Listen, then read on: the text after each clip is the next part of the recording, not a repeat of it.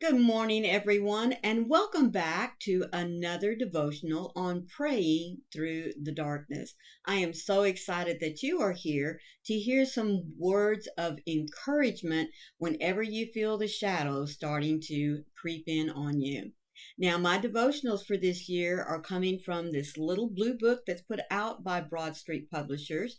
Its title is 365 Days of Prayers for Depression and Anxiety. And I know that there are many of us, whether it's something we live with or something we just experience off and on, we all know what anxiety does to us, what depression can do to us. So I'm so excited that you are here to hear some words of encouragement in knowing that you are not alone in this.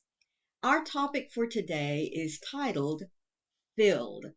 And the Bible verse that we'll be looking at today comes from John 1:16. From his fullness we have all received grace upon grace. Father, in the whirlwind of life, it is easy to feel depleted. There is always more to do, further needs to be met, and seemingly endless demands on my attention and time. I was never intended to live in a state of constant lack. You have everything I could ever need. You are full of grace for every moment in my life. My brokenness is not too much for you, and my weakness does not disturb you. In your heart of love, there is everything I need for healing. You have already made accessible to me every tool I need to succeed, for you are the source of all life. I want to come to you and be filled. God of abundance, in you is all I am longing for and everything that I need. So fill me up with your grace that empowers me to live connected to you. I need you more than I know how to express. I need you more than I know how to express. Isn't that a wonderful statement? Meet me where your unfailing love is today. You know, being filled is just like whenever you walk away from the table and not only, especially if it's a really good meal, like at Thanksgiving, Easter, your birthday, whatever, we don't just walk away being filled. We are full. We're packed to the gills, so to speak. And that's what God wants us to feel. He wants us to feel His love, His support, and His protection. He wants to fill us with everything that we need to connect with the day and to know that we're not alone, that there's nothing in this world that we can't handle together. If you remember in Psalms 23, the very first words that David wrote was, "The Lord is my shepherd. I shall not want." That means I shall not want for comfort, for peace, for love, for support, for identity. And think about that word for just a moment. Your identity.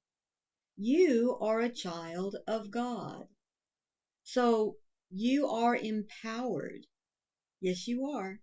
You are empowered with the right to ask for help. You are empowered to not only ask, but to know that you're going to receive it.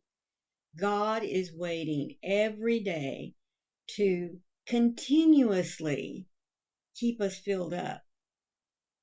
Excuse me. He really is. He is just waiting for us to ask.